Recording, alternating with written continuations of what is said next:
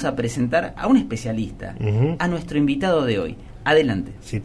Vamos a tener el honor, la verdad que a mí me da mucho orgullo poder presentar hoy a Roy Ora, que es doctor en Historia, profesor de la Universidad de San Andrés e investigador del CONICET, y además, Charlie, creo que vos la tenés más clara que yo, escribió un libro. Con Pablo Gerchunov, un gran libro. La moneda en el aire, del siglo XXI Editores. ¿Cómo te va, Roy? Muy buenos días. Cris Dátora te saluda. Hola, Cris, ¿cómo te va? ¿Qué decís? Hola, Carlos. Saludos. Hola, Roy, ¿cómo estás? Charlar con ustedes. Muchas gracias, Roy, por sumarte hoy un domingo a analizar un poco la historia del dólar de Argentina, la obsesión. ¿Cómo ves, antes de meternos que las profundidades de la historia, cómo ves vos hoy al dólar en Argentina? Bueno, un poco como lo describían ustedes, ¿no es cierto? Como un verde objeto del deseo, ¿no? En el sentido de que si bien hoy nuevamente nos enfrentamos a un escenario en el cual la demanda de dólares es muy grande, bueno, creo que esto, por la larga historia que tiene, incluso, digamos así, se ha incorporado a la cultura argentina de un modo que es muy difícil encontrar en otros países, ¿no? Pero si me permiten, ya que entramos en una discusión que es histórica, yo cambiaría un poco la pregunta, como para arrancar. Dale. Por el dólar, ¿no? Porque, digamos así, la preocupación por el dólar arranca, sobre todo en los años 30, y en particular con Perón, ahí está esa famosa frase. Yo creo que hay un enfoque que quizás nos ayuda a mirarlo en una perspectiva más comprensiva, que es, bueno, ¿desde cuándo la Argentina no tiene moneda? A ver. Y eso nos lleva incluso un poco más atrás, ¿no? Porque la Argentina, cuando arrancó en nuestra historia, cuando este país todavía no se llamaba Argentina, cuando sonaba un poco otro nombre que era el del Río de la Plata, en parte se llamaba así porque existió inicialmente la aspiración a tener moneda metálica, una moneda fuerte, ¿no? Claro. Y durante un tiempo esa moneda estuvo. ¿Esa moneda dónde estuvo? En el Alto Perú, en las minas del Alto Perú, ¿no? En Potosí, por allí. Y eso, digamos, esa fue en su momento quizás la mina de plata más grande del mundo, y eso se perdió. Eso en un momento era parte del virreinato que se gobernaba desde Buenos Aires, pero con las guerras de la independencia se perdió. Se perdió en una serie de batallas que no nos gusta recordar, pero que se llaman Huaki, Vilcapugio, Ayohuma, esas que perdió Belgrano, y de ahí en adelante la Argentina se quedó sin metálico, ¿no? ¿Y qué comenzó ahí? Una historia larga de emisión de moneda fiduciaria y de mucha inflación. Si uno tiene que hacer la historia del siglo XIX, es una historia de inflación, ¿no? Entre más o menos 1820 y 1850, el peso, que era el peso que se imprimía en Buenos Aires, perdió la moneda dura, la moneda metálica, se multiplicó por 16 su valor, medido en pesos todavía no argentinos, en pesos bonaerenses, ¿no? Entonces, cuando uno lo mira y dice, el siglo XIX fue un siglo de inflación. Claro. Muy alta por momentos, muy alta. Lo que sucede, Roy, es que después, con la generación del 80 en adelante, se debe haber estabilizado todo eso y vuelve a sonarnos a nosotros, claro, ya mediados del siglo XX, ¿no? Claro. Entonces quisiera hacer un alto un segundito. Dice, bueno, hay un cambio que arranca más o menos la década de 1890, más o menos, ¿no? ¿Por qué? Porque ahí sí la Argentina tuvo una moneda sólida, que fue una moneda que duró casi 50 años. Bueno, yo creo que está muy asociada a la construcción de un Estado más fuerte y sobre todo una cosa que podemos denominar rápidamente el boom exportador. El hecho de que en esas décadas la Argentina se convirtió en uno de los países exportadores más potentes del planeta, ¿no?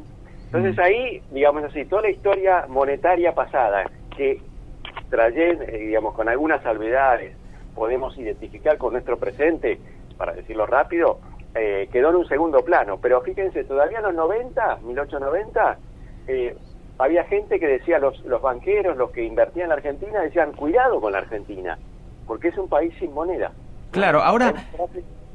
Una frase famosísima, si quieren, un segundo, ¿no? Sí. De un inversor que salió en una revista financiera de esos años, Bankers Magazine, que dice: los argentinos alteran la moneda casi tan a menudo como cambian de presidente. Sí, esto claro. fue la Argentina durante mucho tiempo. Tremendo diagnóstico sobre nosotros, visión externa, ¿no?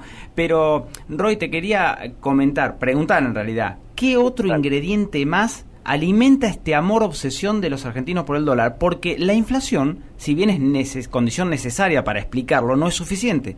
Brasil en algún momento tuvo alta inflación y ellos no están enamorados del dólar. Mal que mal tienen sus reales, en su momento los cruceros, bueno. La presión, ¿cómo es que se le llama el aspecto externo, ¿no? Que siempre tenemos también nosotros? Bueno, América Latina en general lo tiene, los exportadores de materias primas, y sin embargo no todos los países tienen la misma inflación, el mismo amor que tenemos los argentinos por el dólar. ¿Vos ves algo más que existe para que pase acá esto? O sea, ¿estamos sobrevalorando el dólar los argentinos?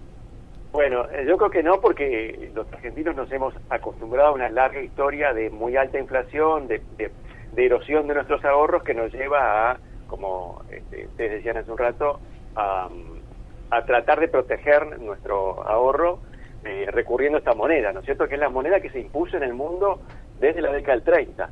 Y yo creo que ahí hay dos costados, ¿no?, a los que podemos hacer referencia. Uno es ¿no?, una historia sobre todo de ascenso de la inflación, una inflación larga y persistente. No es el único país, por supuesto, que tiene esta historia, pero que también se combina con una historia que de la década del 30, 40 en adelante es una historia de debilidad exportadora, ¿no?, que contrasta con el periodo que recién describíamos, ¿no?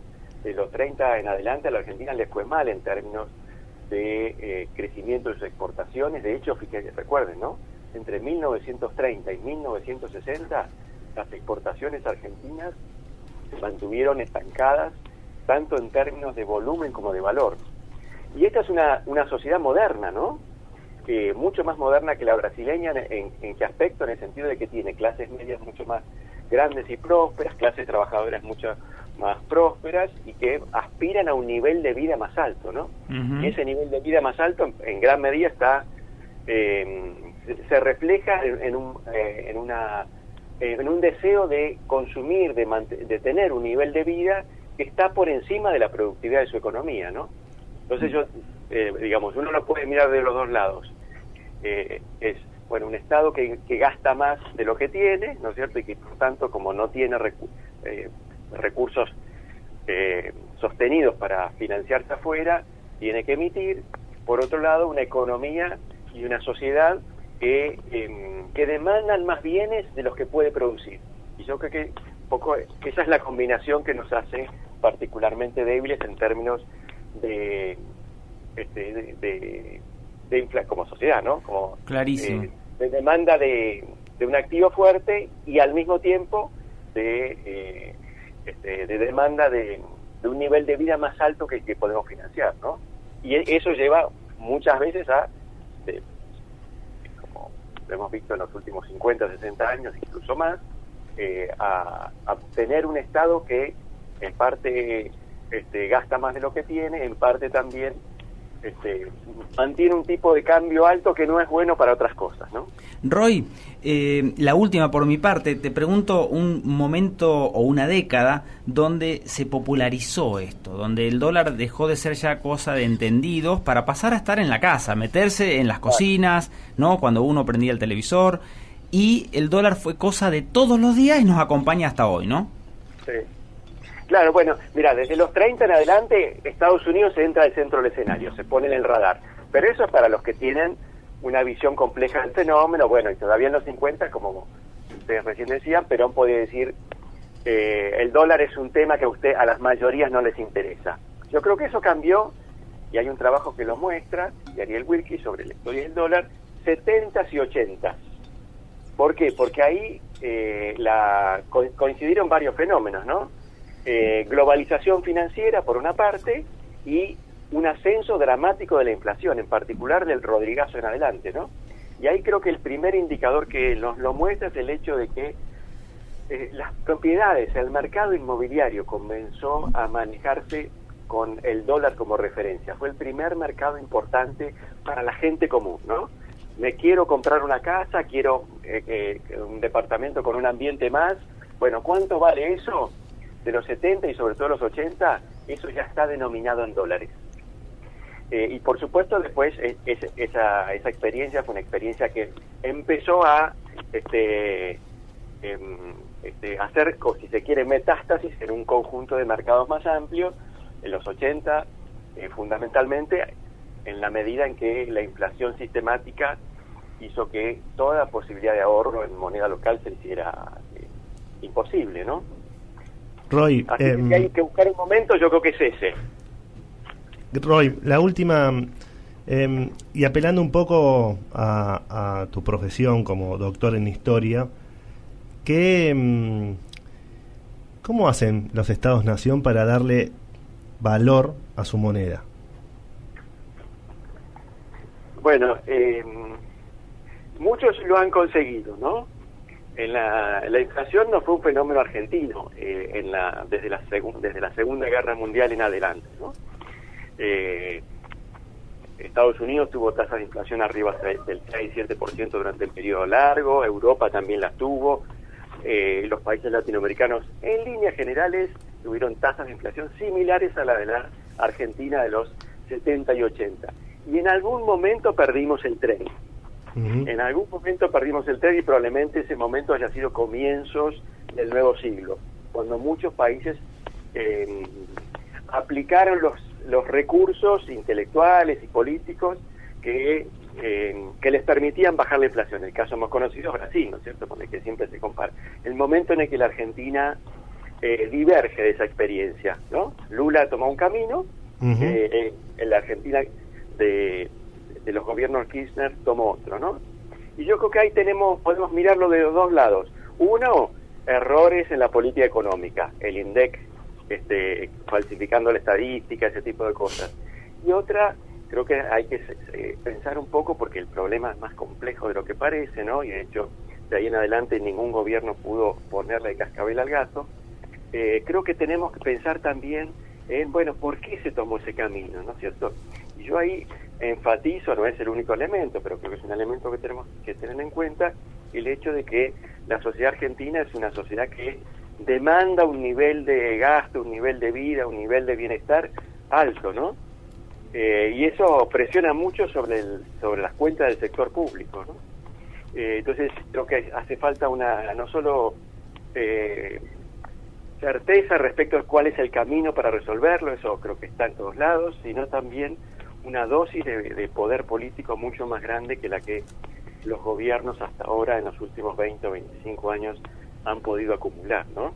Porque las consecuencias nefastas de la inflación, sobre todo para los más pobres, las vemos todos los días, pero hasta ahora no hemos logrado construir los instrumentos que nos permitan poner ese fenómeno complejísimo, porque se ha digamos así, arraigado en la cultura argentina, empresarios, trabajadores, sindicalistas y demás, con todos consumidores, yo mismo, ustedes seguramente, ¿no es cierto?, somos en alguna manera corresponsables de que la inflación sea difícil de bajar, ¿no? Está arraigada en las conductas sociales y es complicado ver de qué manera podemos salir, ¿no?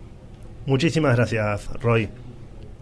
Bueno, un placer, un abrazo. Fue Roy Ora, doctor en historia. Muy interesante lo que empezó a plantear, no tenía esos datos duros de que Argentina ya era con datos inflacionarios altísimos desde antes de nacer.